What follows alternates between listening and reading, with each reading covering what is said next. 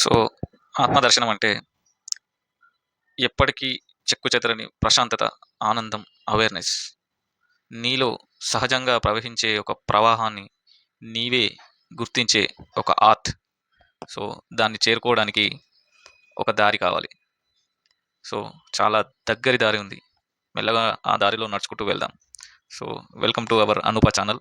ఈరోజు కాంత్రీసా గారు తన చేతితో రాసిన ఆత్మదర్శనం పుస్తకంలో రెండవ అల, దాని పేరే దారి గురించి చర్చించుకుందాం.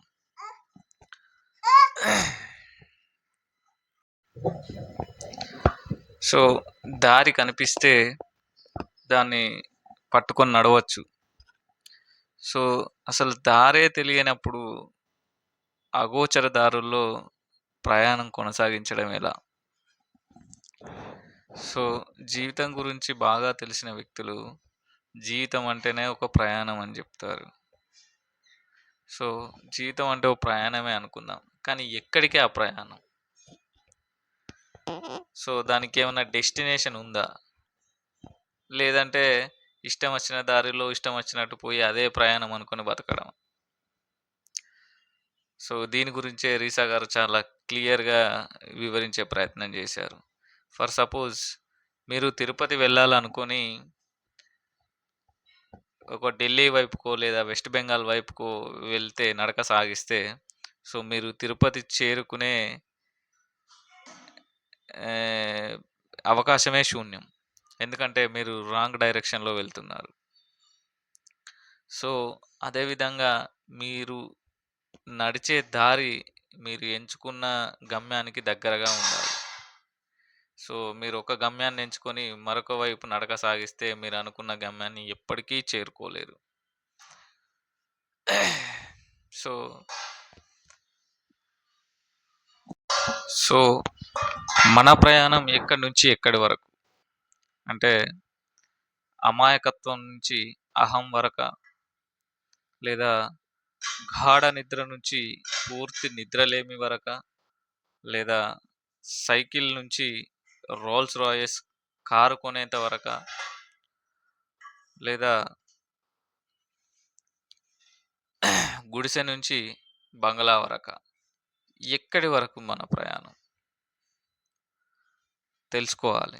ఈ ప్రయాణాన్ని క్లియర్‌గా డిఫైన్ చేసుకొని మొదలుపెట్టాలి.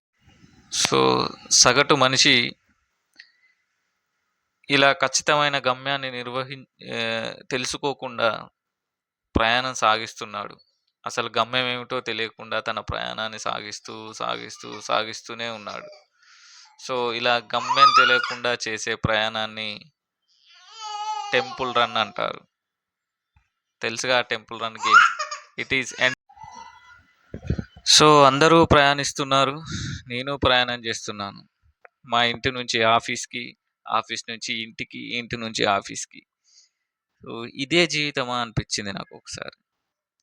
సో, ఈ ఇంటి నుంచి ఆఫీస్‌కి, ఆఫీస్ నుంచి ఇంటికి మధ్యలో ఏదో ఒక చిన్న పార్టీ, ఒక ఫంక్షను, ఒక పండగ, ఇట్లాంటి చిన్న చిన్న ఈవెంట్స్. సో, ఓవరాల్‌గా ఈ సర్కిల్‌లోనే తిరుగుతుంది జీవితం. సో, పోనీ ఈ సర్కిల్ అయినా సంతోషంగా పూర్తి ఇష్టంతో చేస్తున్నామంటే అది లేదు. ఏదో మిస్ అయిన భావన. సో, ఏమిటా మిస్ అయింది? అది నాకు పూర్తిగా తెలుసుకోవాలనిపించే ఈ ఆత్మదర్శనం వైపు ప్రయాణం సాగించాను. సో, ఇలా వెతుకుతూ ఆత్మదర్శనాన్ని వెతుకుతూ, దానికి దగ్గరి దారి వెతుకుతూ, తిరిగిన ఎన్నో ప్రయాణాలలో ఒక మహానుభావుడు బుద్ధుడు చెప్పిన ఒక మాట రీసా గారికి చాలా బాగా అర్థమైంది. సో, అది it is not an information of peace. It is a experience which provides peace. So, 2 పదాలు వినడానికి ఒక విధంగా ఉన్న వాటి అర్థంలో చాలా భేదం ఉందని వివరించారు. పీస్. సో, బుద్ధుడు చెప్పిన మాట ఏమిటంటే అప్పో దీపో భవ అంటే దీనికి తెలుగులో అర్థం నీవే కాంతివిక.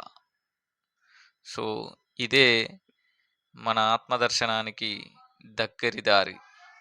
సో, దీని తర్వాత ఒక చిన్న కథ చెప్పి ముగించారు. అదేమిటంటే, ఒక గురువు, శిష్యుడు ఒక అమావాస్య రాత్రి అడవి మధ్యలో నడుచుకుంటూ వెళ్తున్నారు. ఏదో మాట్లాడుకుంటూ నడక కొనసాగిస్తున్నారు. సో, గురువు దీపం పట్టుకొని ముందున్నాడు, శిష్యుడు వెనుకున్నాడు. సో, అలా వాళ్ళ ప్రయాణం కొనసాగుతుంది. సో, కొంత దూరం వెళ్ళాక గురువు ఇక్కడి నుంచి నాకు దారి తెలుసు అని దీపం ఆర్పేసి తను చీకట్లో కలిశాడు. సో, ఇప్పుడు ఆ శిష్యుని పరిస్థితి ఏమిటి? అంటే ఇక్కడ ఈ స్టోరీ కన్క్లూజన్ ఏమిటంటే, ఆ శిష్యుడు కూడా తన లాంతరు దీపం తనతో తెచ్చుకోవాలి. ఎప్పుడైతే గురువు తన దీపాన్ని ఆర్పేస్తాడో, శిష్యుడు తన దీపాన్ని వెలిగించుకొని తన దారిని తనే నిర్ణయించుకోవాలి అని ఒక చిన్న అర్థవంతమైన స్టోరీ ద్వారా చెప్పారు. సో, ఇక్కడ బుద్ధుడు చెప్పిన మాట, ఈ స్టోరీ కన్క్లూజన్ అన్నీ ఒకటే. అప్పో దీపో భవ, నీవే కాంతివిక. సో, నీ దీపం ఎప్పుడూ నీతోనే ఉంచుకో. ఎప్పటికీ ఎవరిని గుడ్డిగా ఫాలో అవ్వద్దు అనే అర్థం వచ్చేలా ఈ దారి అనే రెండవ అలలో వివరించారు. సో, ఈ రోజుకి ధన్యవాదాలు.